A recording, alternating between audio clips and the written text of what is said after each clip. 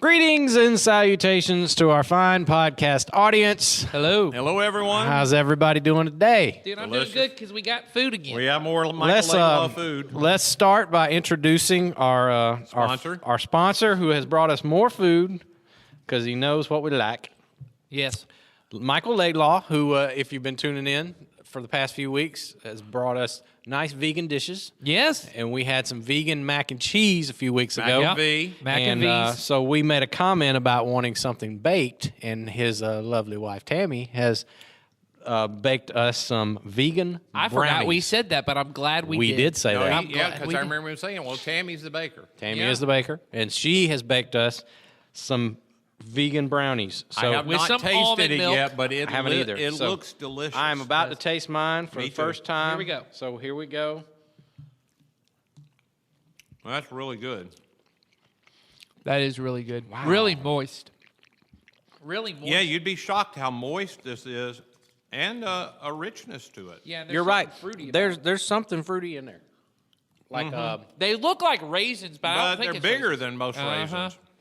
But that's awesome. And as I was sitting here waiting to start the podcast, I was just smelling the chocolate. yeah, you it's can smell it's a it. heavy chocolate Uh-huh. flavor, which I love. I do too. So yeah, this And is good. like not a real dark chocolate, but a dark chocolate taste. Yeah. Darker. Darker, yeah. Wow. I'll tell you this much. If you've not had the chance to have any of Michael's food, or you've not had the chance to cook anything he cooks, it'll change your mind. I was telling them earlier, ever since we've been eating more, my wife and I are eating more vegetarian meals. I don't know if I can go full vegan yet on anything, but we're eating more meatless meals. Yep. And because it's good stuff. So if you haven't, I'm doing a lot from his Facebook page, but Michael also does Zoom classes. In fact, we were just talking. He might do a Zoom class for our For the online Christian community. Yeah, for our online community and help us in that way. So anyway, we're very thankful for Michael bringing this stuff. It's awesome. And the almond milk, that's just a nice little addition there as well. I told him I've been drinking almond milk because of the less sugar and all that fat Yeah. and all that stuff. I like it. This is great. So, just to repeat, if you're interested in this stuff, Michael's page, you just search Good Food, Good Fuel on Facebook, Yep. and you'll find recipes, classes. Oh He's yeah, got all kinds of stuff stuff going on. So, and some And jokes. when you contact He's him, got jokes on there too. you he's got should- jokes. I will tell you this much. I love you, Michael. I'm not recommending the jokes, Don't quit your day job. but the food and the recipes have been very helpful for anyone who is interested in trying to figure out just cutting a little meat out of your diet. It's very interesting. You should mention that the Community Christian Nameless podcast Yeah. Yeah. has sent you, and if you do that, you'll get exactly the same thing as if you had Just like everybody else. as if you hadn't mentioned us. There's no advantage for you to There's be no watching advantage, this. but you should mention us. Okay. That's darn good right there. So, I'm wow. going to say I'm going to eat all of mine, so y'all Yeah, do whatever normally you need I to don't do. eat all of it because I I'm want all of podcasting. it. I can't stop. I So- want all of it. Yeah. And I love the mac and V. It was really good, but I didn't eat all of it. I'm eating every bit of this. Yes, sir. Thank you, Tammy. I Yes. have 2 big Tupperwares at my house now because I did make the mac and V's for my Thanksgiving, and we made it. We had a Friendsgiving thing as well with a church group here, and I made it for that. So I have 2 giant containers. Is that of, what you're forced to call Thanksgiving when you have friends? That's well, what I guess people if you call it. have I don't know friends. why. I don't know why. But that's what they That's call what we called it. As a person that doesn't have friends, Oh, gotcha. If you had friends, you could call it you can call Friendsgiving. Friendsgiving. why don't we substitute the thanks with the friends? 'Cause we're not I'm a thankful still doing thankful the- person, and y'all have friends. I Yeah. guess. I don't know. Go ahead, Nick. Anyway, but I'm munching on that thing all the time. It's great, keeps well. It's just it's a wonderful thing. I can't speak highly enough of the mac and V's. I have finished mine. It was delicious. Well, and I have to say this. Michael and Tammy did not know this, but today's my birthday. Oh, happy birthday, Happy Jason. birthday, Jason. And this is my birthday cake. Oh, I'm calling this my, because this is amazing. It's good, but I got to ask you: do you have a favorite birthday dessert? Like, do you do a cake for your birthday? well, I with know me? you're the cook at your house. Exactly. So I have no idea what my family has planned, if anything. Okay. My daughter, I don't know if she was thinking about this the other day, but she was like, "Hey, Dad, we're going to take you out for your birthday." I said, "Oh, that's great. I appreciate that." Abby? No, or Ava? my youngest. Ava. Okay. And as we're driving, that Abby, you should have also invited to take him out. No. Like We Abby. were just talking about it.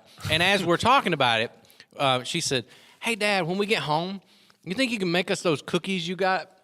And I'm like, "You're asking me to make cookies for you on my birthday?" I'm like, "What is wrong with this picture?" And she just looked at me like, "What's wrong? I don't see anything I wrong don't with see this anything picture." wrong with that. I'm So- getting cookies. So I may be making cookies tonight after dinner. I That's don't the know. life go. of a dad. It is. And Certain that's kind of okay. cookie? Like what?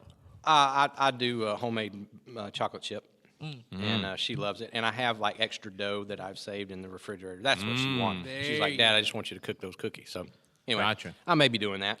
So yeah. So while I finish my last little bit, tell us how your Thanksgiving was. It was last week. excellent. Yeah, Everybody we had had a a good really good. Thanksgiving? Mine was really good. Yeah. Now, it what was I really really want to know is, last week we mentioned that we were all having plans to do our Thanksgiving. Yes. Have you done that yet? Has it Yes, going? I have. All right, tell us about it. Becky did hers. I think she had done hers already by the time we did the podcast Yeah, 'cause last you week. mentioned it. I did mine as well. And I think one of the people I did it with was a little taken back, you know. Yeah. Oh, not in a bad way. I don't mean that in a bad way. Surprised. Yeah, and didn't know really what to say. 'Cause, Sure. you know, as a dude. Yep.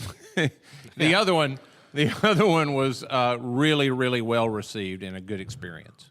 Wow, that's awesome. I think that's true of a lot of people. When you get an unexpected gift that you didn't feel like you earned or whatever, That's right. It often puts Yeah. you in a weird position. I've heard from a couple people that they've had to talk with other people about.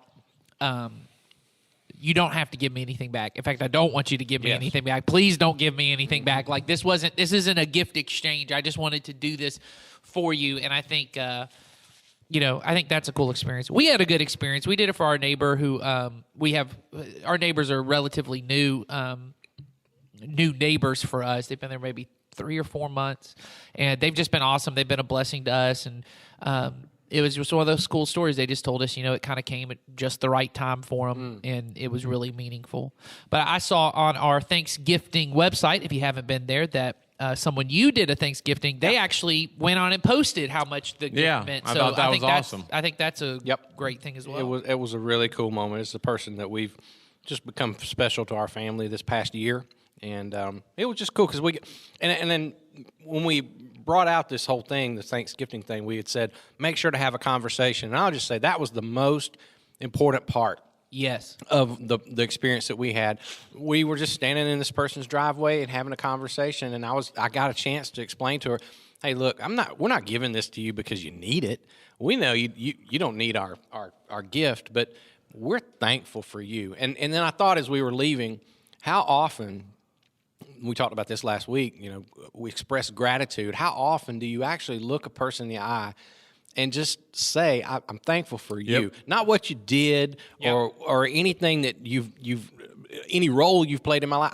I'm thankful for you as a person, who you are, and that we just don't have those kinds of conversations very often. And it was honestly a little bit awkward at first because That's we don't right. do it very often. But once it was expressed, we walked away, and the whole family were just like, "Man, that was awesome. That might be the best part of our Thanksgiving." Well, and I think it is the combination of the two, of the gift and the conversation that really means something that solidifies it for people. I've talked about this book now a lot, and I'm finally reading it, The Patient Ferment of the Early Church. Oh, yeah. It's a great book. It's very scholarly. I'll say that. I did not know that going into it, but it's basically a textbook. But it's very interesting. And one of the key points that the author is making is that when you look at the first 5 centuries of the church, when they write to each other, so outside of just the biblical, the apostles writing to the early church, these other church fathers writing, they don't almost ever write about what you tell anybody about your faith. That they thought you're never going to have a chance to talk to anyone about your faith. That the primary way you're going to witness your faith is embodied to other people. That goes even to the thing of, preach the gospel at all times, and when necessary, use words. That they really didn't believe that it was going to be changing anyone's beliefs, that they would look at the way you live so radically different, and that's what eventually led to the growth of the church. And so I think in our context of our culture, it is become so common for Christians to really talk about what are your beliefs and where do you do, and I hear even among Christians go, well, I know they believe in God. And so when we talk about things of, hey, find someone that needs to hear the message of Jesus, and many of us think, well, everyone I know knows Jesus died on the cross. And they think, but when you come over and go, hey, you meant something, and motivated by what Jesus has done for me, motivated by my church asking me to do that, and we're doing this, it does stick in somebody's brain in a different way because you've now embodied the message that you say you believe. Well, and that's the thing we hear most often in our culture today is we got a lot of people who are quote unquote believers, right? And it's made no real difference in their life. And this actually, an act like this says, no, I not only believe something, but that belief has changed me, and it is changing who I am, and it's making me into a different kind of person. Yeah. So That's really a different kind of thing. I think our Western world it's so different than the first century where their world was shaped by their beliefs, but Christianity has had such an impact on the Western civilization that people don't really realize how much impact it's had. Sure. So there are Christian values embedded in people who've never been to a church or thought about a church. They think it's just the way everybody believes. Yeah. Well, and in particular in this book, what's interesting to me is his point is the chief Christian value was not love for them, it was patience. That patience was not an idea. The idea that I would not personally force my way in life, that I would just allow things to happen around me, and I would just continue to act the way I know Jesus would have me to act. That patience was not anything anyone aspired to, because the only people who had to have patience were slaves in lower classes, because they were the ones that had no authority over their own lives. And so no one in any level of status. And so when you're talking about this, well, patience is the thing. Even if you're listening to this and you wouldn't call yourself a believer, all of us want to be more patient and more kind. Those are, and it's hard for us to believe this, there was a civilization, and it was all civilization at one point, that patience, kindness, they were weakness, not considered anything that anyone should have. Yeah, being generous to somebody was considered a weakness. Yes. That was considered something that you wouldn't do. I mean, you shouldn't tolerate anything out of anybody else. You shouldn't help somebody that was weak. You shouldn't do any of those things. Well, and even to the point that you were just talking about, even the conversation of saying to someone, I'm grateful for you. And we talked about this a little last week. It does put me almost, and it's this way it feels, it puts me in a lower position. Sure. It's me saying, you have been so great to me, and you have been such a blessing. That's uncomfortable. I think it's why many of us never say it. But when you come over to somebody and you take on this position of humility and gentleness, it does exhibit Christ in a way that just by saying, I believe Jesus died and rose again, it makes a different impact of those words that actually sticks with somebody.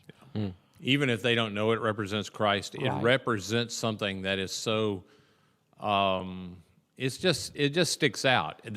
Sometimes people don't know what to do with it, and at least they have to ponder it. It's that pondering is a good thing to have happen. Yeah. It's that thing we talked about last week of being peculiar, that it sticks in their brain. They go, I don't have a category for that. And so I really hope if you haven't done the Thanksgiving campaign yet, you still have time. Yeah, you don't have to. Don't even tie it to. You don't have to tie it to Thanksgiving. Just say, I'm thankful for you. Here's something my church did. And you can tie it to Christmas at this point. Sure, absolutely. And if you have done something and you haven't yet shared the story, please share the story. Please. Thanksgifting.info is where the group is on Facebook. Make sure you join the group and then post something, because we're trying to create a little bit of a culture on that group of Yes. sharing these stories so that we can further the message. So And it is encouraging to read other people are doing Oh, it. yeah. Absolutely. That you're not the only one. the one that I read on there of the gentleman from our church who went to his neighbor Oh, yeah. and served in Thanksgiving dinner was currently is my favorite. Well, I have one as well on there. I won't say as well, but because I know the person and I know the challenge of just talking about their faith has always been for them. In fact, as a person that they dropped out of discipleship because they knew that was going. They just said, "I can't do that," and then they took this challenge and didn't. I just that one has been the most to me, just to that's read cool. it and to know they did it, and Yeah. to Well- say, "I want to do this more." And I think that goes even to what we're talking about here. Of my hope for this for our church is that it begins opening our imaginations to what we mean when we say share the good news with somebody.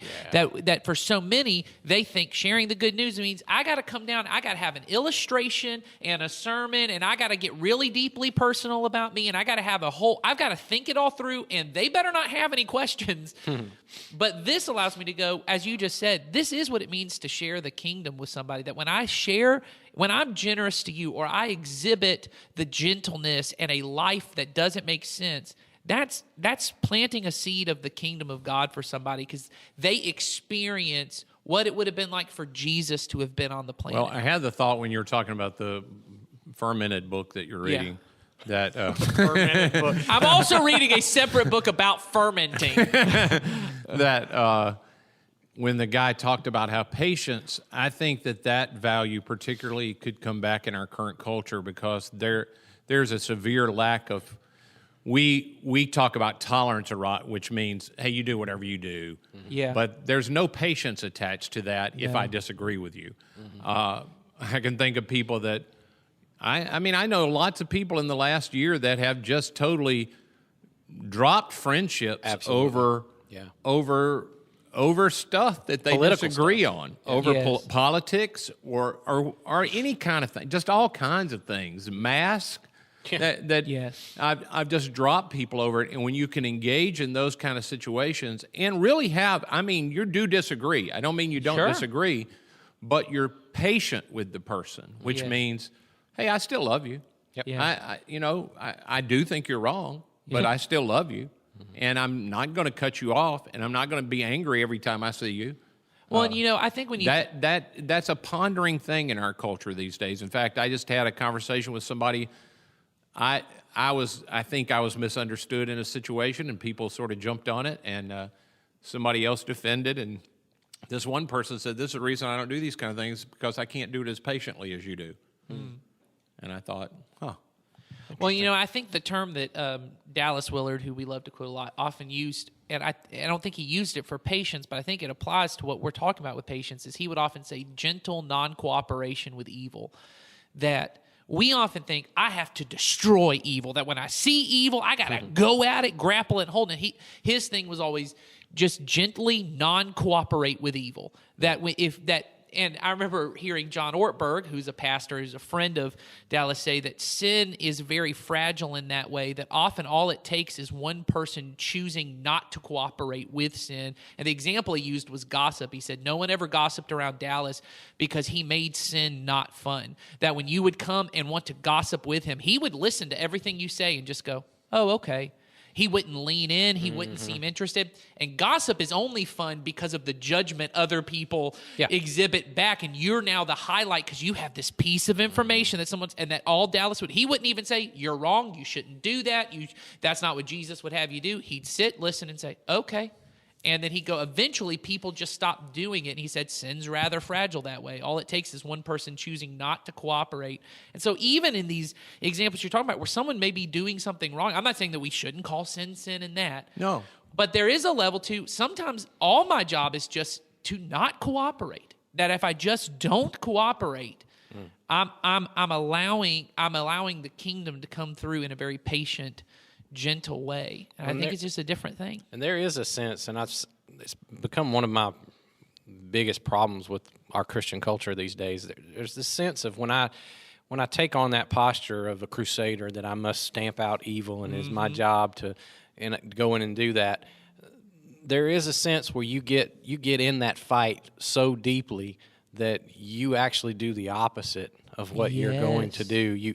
You not only don't defeat the evil, you tend to make it stronger, more potent, and the negative side of that is you come out the other side and you've actually done harm to the kingdom. Yes. Because of the way that you've gone about it, and what you just said is perfect. You know, the whole thing of just patient non-cooperation is typically the better solution for that kind of thing. Yeah.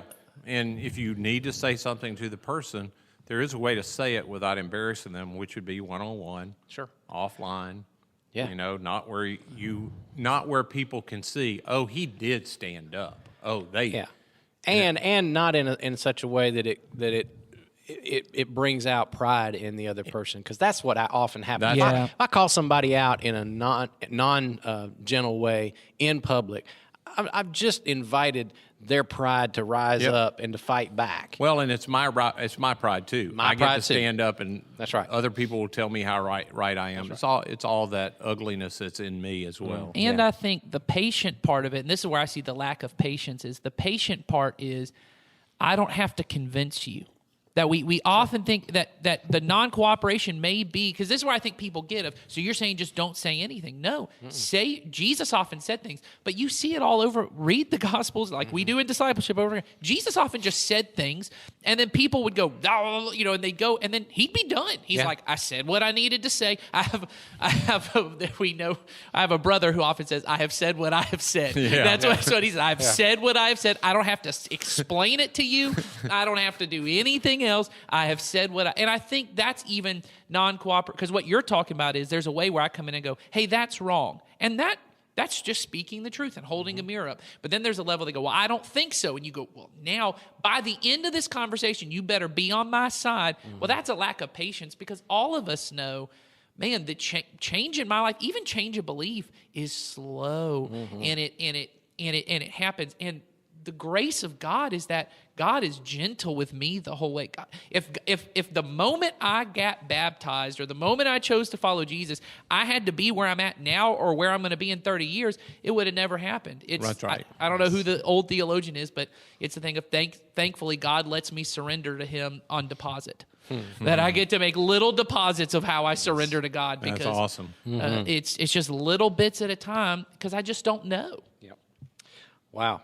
That went in a direction I didn't plan, but it was good. That was a good discussion, guys. All right, so here's what I've got for the rest of our time today.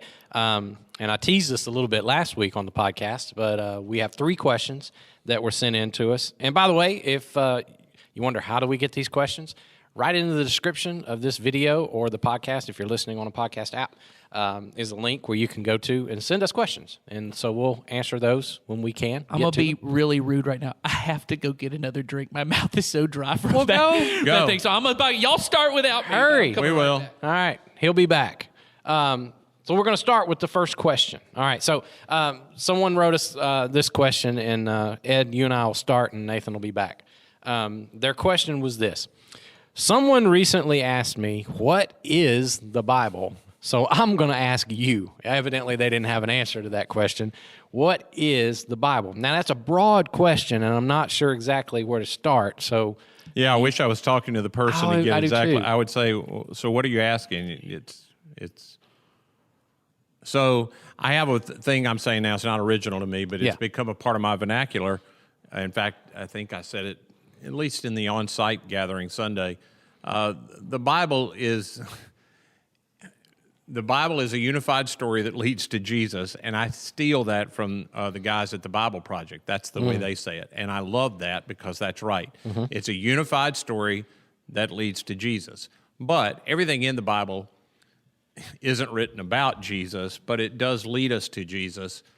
So, and then if you want to know beyond that, it's 66 individual books written by, I forget how many authors. I used to know this by heart. yeah, the number. I don't remember the of number either. authors, written over thousands of years. We believe, as a church, under the inspiration of the Holy Spirit, but that when I say that, it doesn't mean that the Holy Spirit overpowered their humanness. Yes. Their human personality still comes through, and their cultural personality is still coming through in all of the writing. So it's a unified story in that you can find traces of it all the way through to the end that is pointing toward Jesus, because God, it tells us, knew from the foundation of the world that Jesus was what was going to happen. I mean, Jesus was coming, that this whole thing, that he was crucified from the foundation of the world. So that's one way to define what the Bible is. Yeah. And I was thinking, when you approach the Bible, it's a different way to describe it than, I would say, pretty much all the other holy books or texts. Yes, that I almost said the same thing in the world, because and it's a little bit about what you just described. It is not necessarily one person channeling words directly from God onto putting pen to paper, and it's one long continuous revelation. It is a gradual story played out over history of God's interaction with human beings. That's exactly right. And so therefore we're getting, and that's the thing that a lot of people get confused of is they, and I'm trying to be delicate here, but the Bible is not all created equal in that. That's right. Yeah. And I'm going to have to qualify that, because it doesn't mean that it is any less God's word, but there are parts of it that need to be interpreted in its time and in its place, and there are other parts that have, this is the right word, greater weight for. Well, and you have to, I think the important thing, and it's something that I wish I had known even as a young preacher, that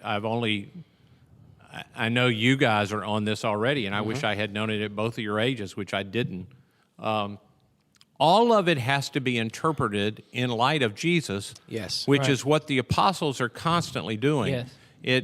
It drove me nuts when because I became a Christian in college, and so I went immediately try to learn the Bible, and they would, when I was learning the Bible, it was always about, man, you got to understand the context, got to read it in context, got to take the meaning in context, and it wasn't too long after getting that I would go, yeah, but the apostles are pulling verses out of context. Right. Well, yeah. I mean, it doesn't take much when you read through the New Testament and they quote something from the Old Testament, and then once you understand the Old Testament, they make it say something in the New Testament that is not what the Old Testament prophet meant when he wrote it. That's right. But they are interpreting it in light of Jesus. Yes. Which is giving us the ultimate way. I didn't understand this for a long time. I accepted that I didn't think they were doing anything wrong. But I didn't get, they were giving me the right way to look at all of Scripture, which is I must see it through the lens of the ultimate revelation of God, which is not the Bible. No, it is the Jesus. cross, and ultimately the cross. It's the cross. Yeah.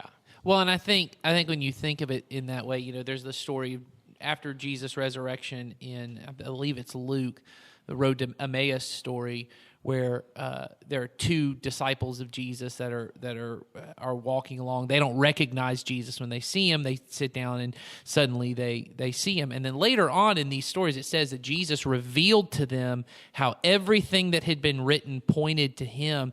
And so when you see the apostles, like you're talking about, ripping things out of context, what they're actually doing is putting things in their proper context. That's right. That they saw, all these things we memorized as kids and these stories we heard, they show us something about Jesus, or they show us something about how we failed to be like Jesus. Because we sit down and we regularly just tell all the stories of the Bibles to our kids, and we're just sitting telling them stories. And one day I'm telling them a story, and I believe it was maybe the 10 plagues or one of these stories where these horrible things happen to people. And at one point, one of my daughters go, "That doesn't sound like something Jesus would do." And I said, "That's a good question to have." I didn't answer the question for it. I just said, "That's a good question. You should keep thinking about that." Because that alone, for anybody who has, because I meet a lot of, once again, I worked with youth for a long time. This is a pretty big thing for people of, there's things God does in the Old Testament that just don't look like Jesus. And I always tell them, just keep running that track down. That's, don't get to the place that a lot of people get and go, well, then that means that it's all fictitious and all got made up because it's not or that the same they're two God. different gods and Right. God changed somehow, and you say God never changes. that these stories, and I think this is a part, and you kind of hit on it, I think it's a big part for us to understand what the Bible's not. The Bible is not a morality tale. And what I mean is, the Bible is not trying to point you to good morals. The Bible is trying to point you to Jesus, which is very different. Yes. Because, and I even remember as a kid, I just had this as I'm teaching my kids. There are stories from the Old Testament and even of the New Testament that we try to pull, okay, what's the moral? Like it's an Aesop's fable. Like Right. there's a moral at the end of this. So, the moral of the story of Ruth is you just got to be good and kind to people, and not trying to reveal to me something about Jesus and the new kingdom Jesus is bringing, that this is the way we should treat foreigners, and this is the way we should treat people who are on the outside of society, and this is because this is the way Jesus treated people. And it's different. It's different than just a moral of be good, be kind. And this is just an aside to parents that I think is huge. Based on what we're talking about now, our world is soaked in Christian values, but not everyone knows it. And so if you make the entire point of being a Christian, being a good little girl and a good little boy, they will lose their faith. And that may sound very drastic. Well, what you'll find out is they never had any faith. Yes. Because they will see other people in their world that never went to church that have those same moral values and do them better than their parents do them. Yes. And they eventually will come to being good and being kind Yes. and being patient, or even our world's definition of what love is. If you don't make the definition of love Jesus and the way Jesus acted and root it in who he is, it's a huge deal. I believe it's actually the biggest part for many kids who grew up in church. When they go to college, it's not the intellectual things that get them. It's not even that they strayed and did some partying things. It most often is, and I hear this often, I met someone and they were a Buddhist or they were an atheist, and they were just they were the good best person I ever met. I've heard people say that, Yes. and I go, they probably were. And I thought that Christians were just better than everyone else, or that we were good. If you don't root it in, the reason these stories matter is because they tell us something about Jesus, and that we are rooted into this family of God that is all the Old Testament, and that is this nation of Israel. But many of the stories of the nation of Israel are, look at how they messed it up. Oh, they're horrible. Look at how they messed, even the good one, even Moses, even Joseph. I just heard someone talk about, Joseph, that these stories are actually pointing to, no matter how, well, we were having this story.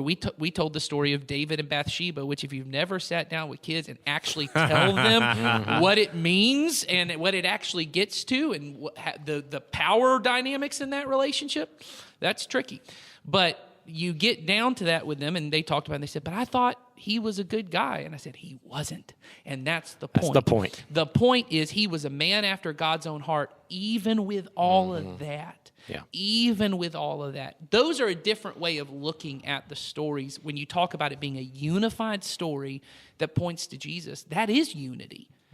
But it isn't a moral tale. Well, and any time that a person other than Jesus is held up to be higher than, I think that's the point, is we see all of this stuff, the thread that runs through the Old Testament and then even into the New.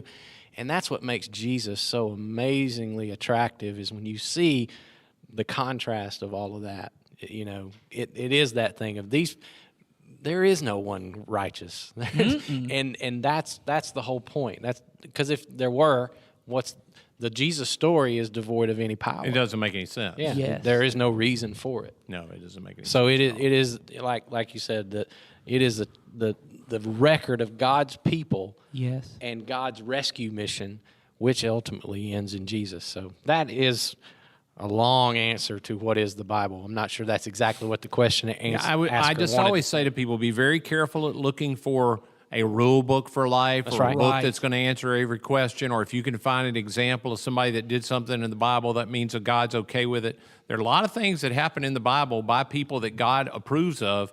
He does not approve of everything they do. Of course not.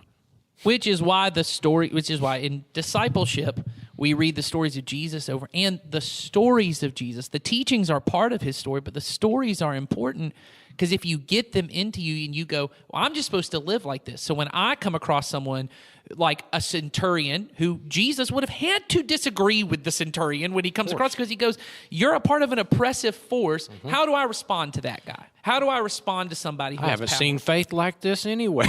Right. he's and holding the guy up. which had to be just confounding to all his people, because they know that guy led a whole division of people, and they were the ones crucifying all of their. Yes. They were killing people left and right, and he was in charge of it. Yes.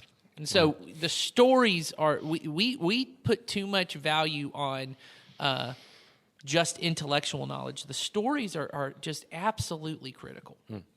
Okay. Question number 2. And this is another what is question, an often thrown around term around church. Big, broad question, so we'll see if we can narrow it down. Question number 2 is, what is worship? That's a word we use a lot. We stand up on Sundays, in our in-person services, or mainly whenever music is played, and we say we're going to worship. And I've often kind of hesitated when even I say that, because I get that when I say that phrase, that's not exactly the right way to use that phrase. So let's try and hone that in. What exactly are we talking about when we use the word worship? I'll say this, and I'm not going to answer. I'll let y'all start on that, and I'll come back. But I love the fact that in the last, I don't know how long it's been now, in our gatherings online and on site, our little call to worship, we read a verse of Scripture that says this is your true act of worship, and it has nothing to do with singing, Right. nor praying. No. And I think that's a key little clue for us. And that verse says your true act of worship is giving your body as a sacrifice. That's right. Now, of course, we don't mean literally. That's right. But it points back to not just a ritual that you perform. It is a lifestyle that you live. Yeah. Right. So worship as its core, if I just wanted to find it outside of Christianity, I forget who, again, some theologian, and all of us are worshiping all the time something. Yes. Yeah. We, human beings, we can't help it. When you watch a group of people like me at a Braves game when Ronald Acuna hits a grand slam and we go ahead and I go, wow, Ronald Acuna Jr., that's a little act of worship. It is. I'm in awe a little bit that he has the ability to do something I can't do. That he's accomplished something that I think is awesome, and that's a little act of worship. Now, we wouldn't say that, No. but that's what is actually happening It's placing worth on this. onto something or someone. That's right. And recognizing it as higher than me. That's right. Greater than me, more valuable than me. And It's worth my attention. It's worth my devotion. It's worth me. and submitting myself I submit to myself that to it. for a moment or for, Yeah, I think that's the critical part of it too, is the submission part. I think when you think of what worship is, it is you submitting often even to things that you naturally wouldn't do. Because I even think about, and I think that's a good example of going, there are things you do when you go to a Braves game that you don't do when you're by yourself. That's right. Because naturally you wouldn't, but suddenly, all of a sudden, you're standing up in the middle and you're screaming and you're joining in. And I've seen grown men hug strangers who are grown men at baseball games. It's been one not of those even random. odd. No. It's not odd. I can remember being at a playoff game with the two of you and some other people, and we are slapping hands with people around us. We're People we didn't even excited, know. and we didn't win.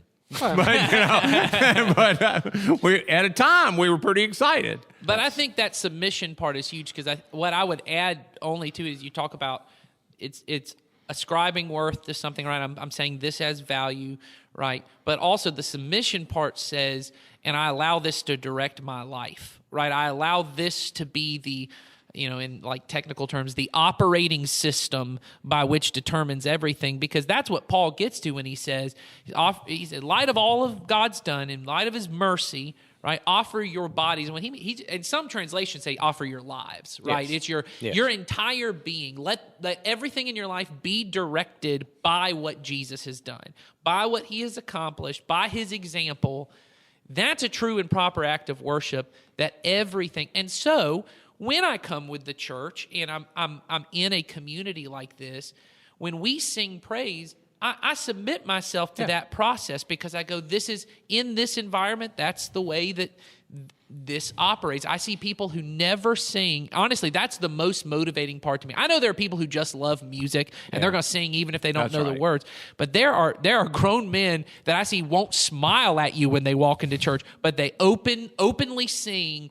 And there's this level of, and it's not just because I know these guys. This is not, well, that's what everyone does, and I don't want to be the oddball. It's I'm moved by this, and not emotionally moved. I'm submitted to this is what's going to direct my energy. I had a little bit of experience Sunday, and I always think about my old friend Rich Mullins, who used to say he loved going to church because it's the only place he could hear grown men sing. Yeah. Mm-hmm. And I'm the speaker this past week, and I'm sitting up front, and there are only men around me. In our socially distanced thing that are close by. And you all know I sing really loud.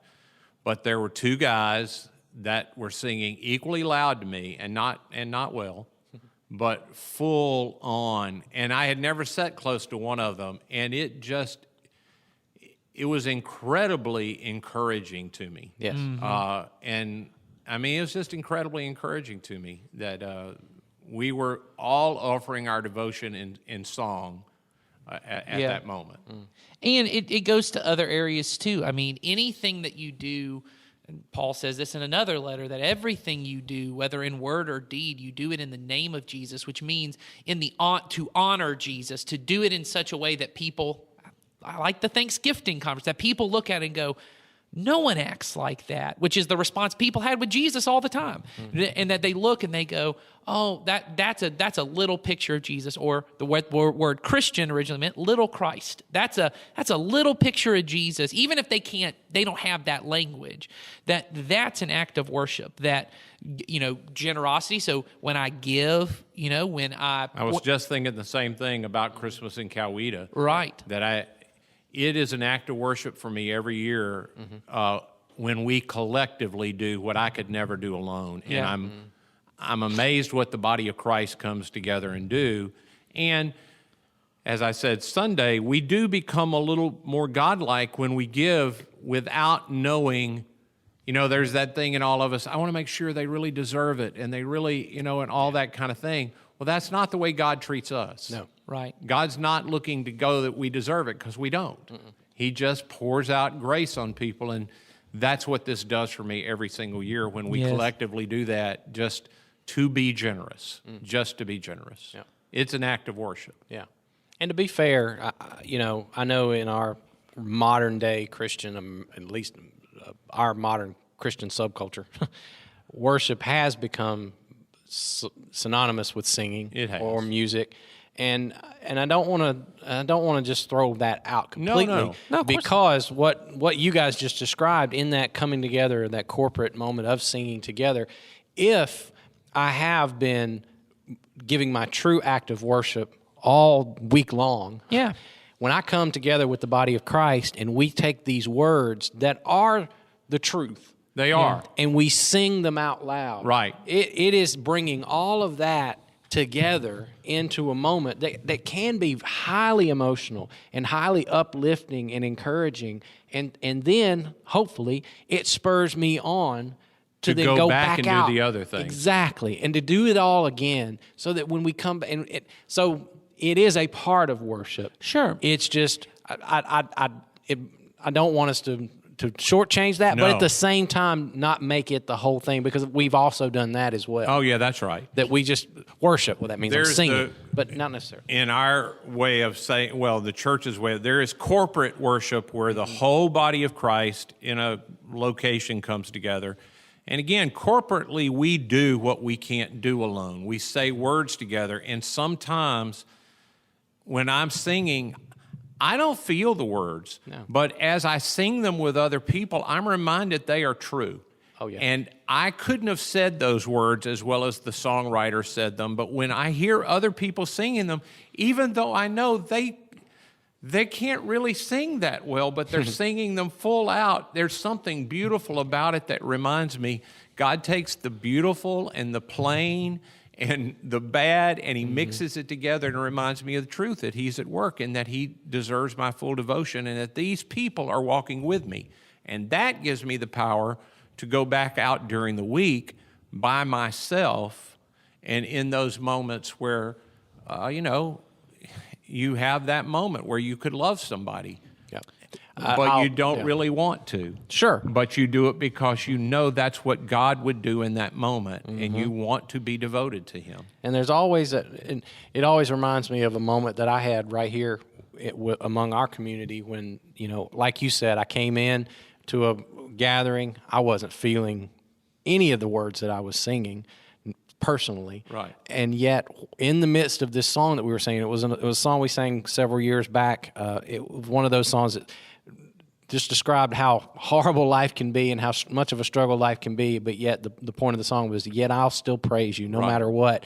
And we get to that part of the song, and my gaze just sort of moved across the crowd, and I caught the eye of somebody in the crowd that I knew.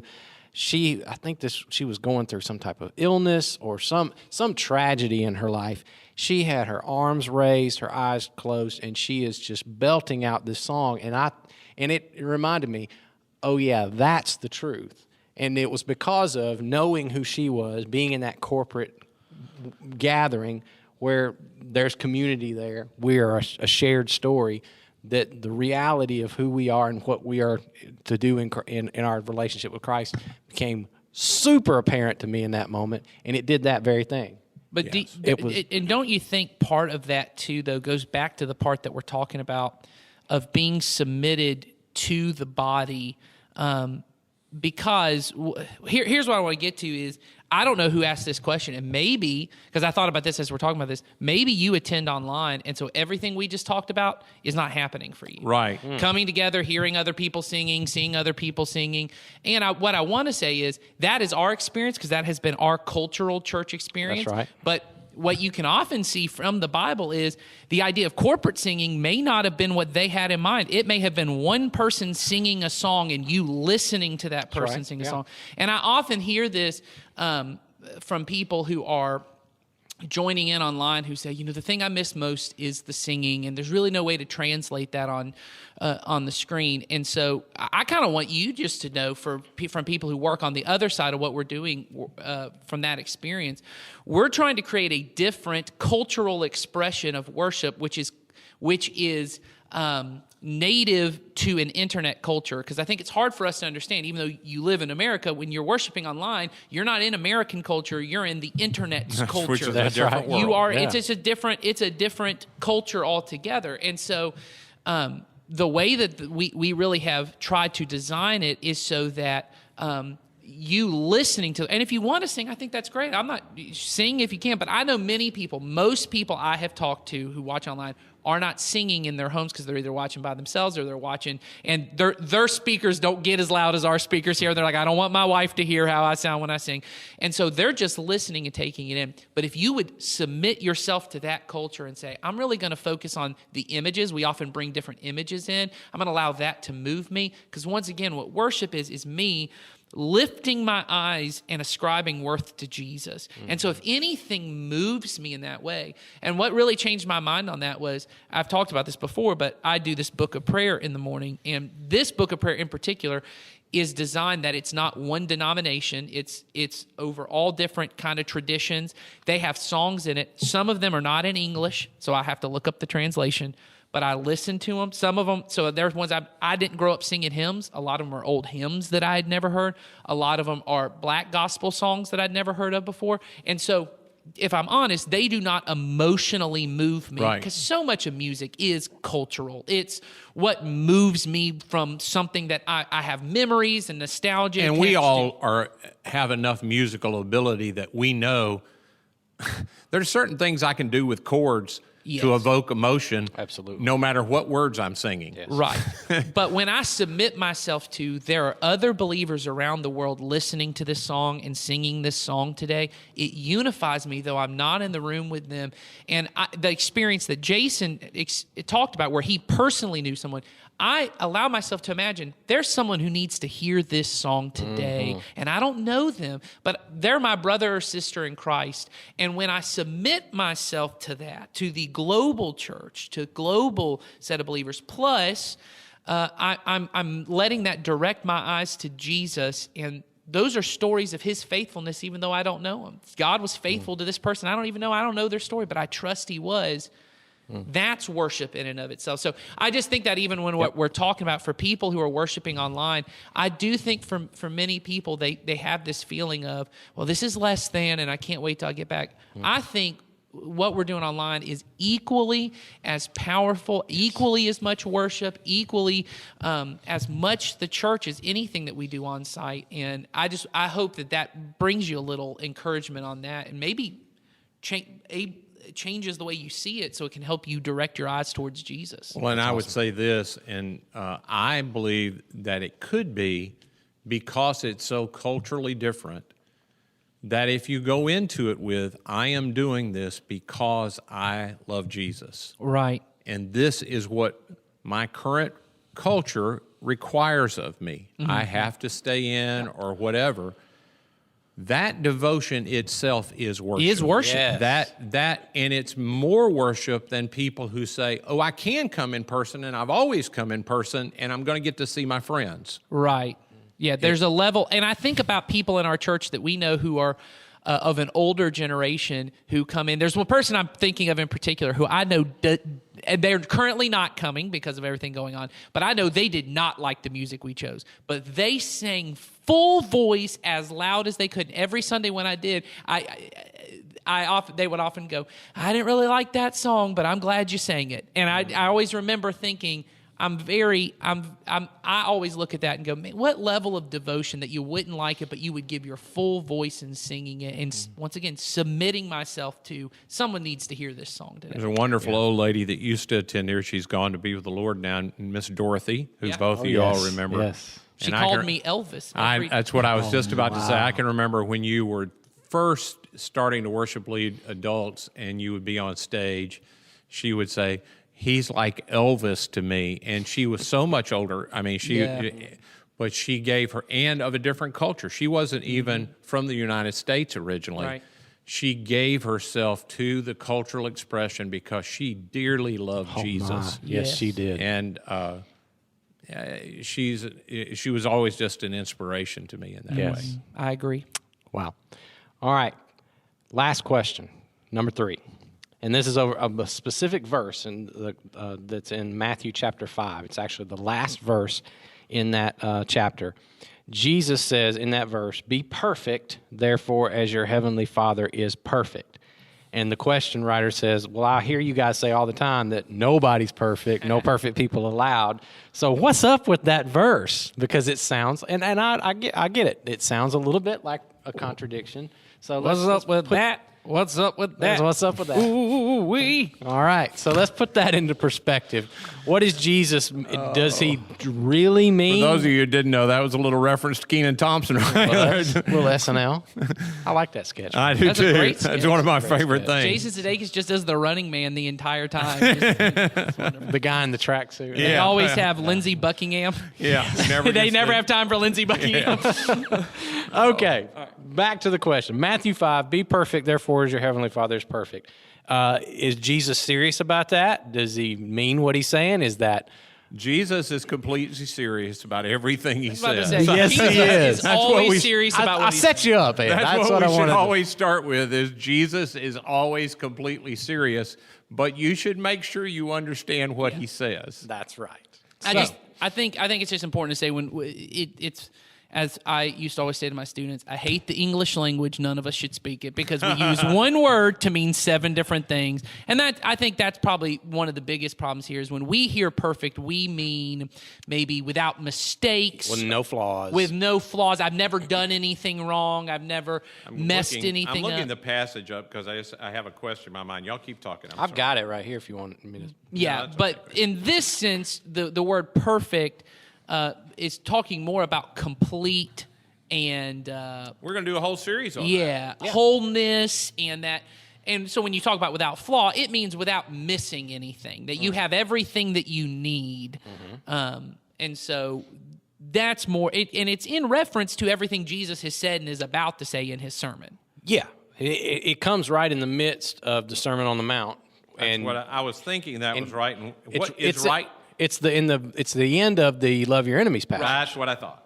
So yeah, that's the context that you'll find it in. I mean, he just got finished saying, love your enemies, pray for those who persecute you. In that way, you're going to be acting as true children of your Father. And then he talks about, that passage, God sends sunlight and rain on everybody. He's just generous to them all. And then, that whole thing. So, and then he just ends that. He says, so if you're kind only to your friends, how different are you from anyone else? Even the pagans do that.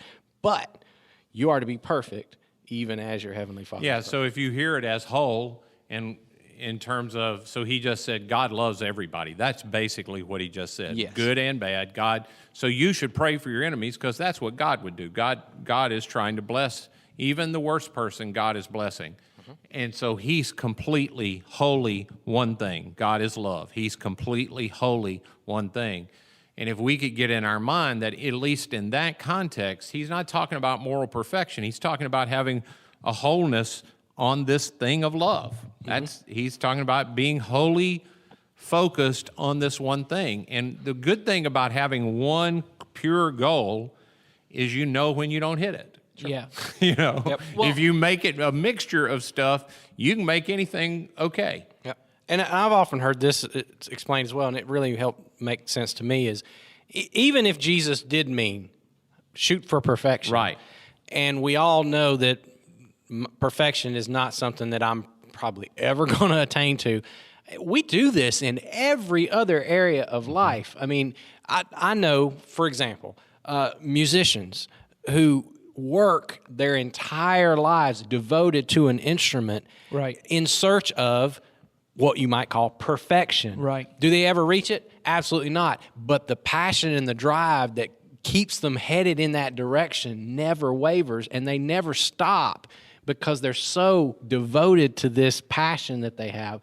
Same thing here. Exactly right. If my passion is completely focused on this life that Jesus says is possible and is available to me in the kingdom, then I never tire of, even if I'm never going to be quote unquote perfect, I don't ever lose sight of that because it's like an athlete training myself. I mean, right. I want to be, because of my love of this goal that I have or this life that I have, I never stop because I'm just so passionate about it. Well, and when you talk about, in context of the Sermon on the Mount, you talk about the love your enemies comes before that, and then before that is divorce and adultery and all these different things. All of that is in the context of Jesus saying another very difficult thing, which he says that your righteousness has to exceed that of the Pharisees. I believe he's bookending those sections he here. is. That what he's Absolutely saying he is. is the righteousness of the Pharisees, because we often see the Pharisees as the bad guy, but the Pharisees, one thing they had is they did want to do the right thing. They were trying to but they thought what the right thing was don't murder. And as long as you don't murder, you got it good. And don't commit adultery. Don't sleep around with somebody who's not your spouse. You got it. You're fine. Oaths are in there. Just don't break an oath, but do whatever. And Jesus comes in all these things, and those are the famous, you have heard it was said, but I say this. And what he's getting to is the righteousness that you should be, the perfection, the wholeness is that the outward life and the inward life would line up. And I was just listening to Dallas Willard talk about this. I mean, it was an old recording, but he was talking about this idea that the reason, for many people, the reason you haven't killed anybody was you didn't think you could get away with it. And that the reason, or he got even more. He said, the truth is the reason many of us don't lie is we know I won't get away with it. And the moment that the opportunity to come to lie where I think I can get away with it, we do. So I'm not a good rule keeper because I don't tell lies. I'm a good rule keeper when I have the opportunity to get away with it and I don't do it. And that's what Jesus is getting to, is the perfection is this wholeness that the person on the inside, it's not that you wouldn't commit adultery because someone might find out, but that you wouldn't even look at a woman with lust because that's not even interesting to you anymore. That becomes, and that anger, calling someone an idiot's not even of interest to you anymore. So of course murder wouldn't be on the table. And so that's the kind of perfection and wholeness that we're coming to, is every part of my life, love the Lord your God with your heart, soul, mind. Every part of my life is centered on this one thing, that I want to live like Jesus. So, yeah, I think that's good enough. I think That is a great answer. You got an answer. All said. Okay. All right. That's all I got. We've gone way long. Oh, have we? I'm sorry. Not way long, but longer than we should have. So we'll wrap it it's up. a double stuffed Thanksgiving episode. The I brownies. would apologize, but the truth is, you could stop anytime. might You have already can. stopped It's at your this fault for being here. But the brownies were amazing, and we had to take time with those. Because Yes. that was well worth every single bite. Thank you, Yes, Michael. it was. Thank you, Michael. Thank All you, right. Tammy. Yes. We'll see you guys next week.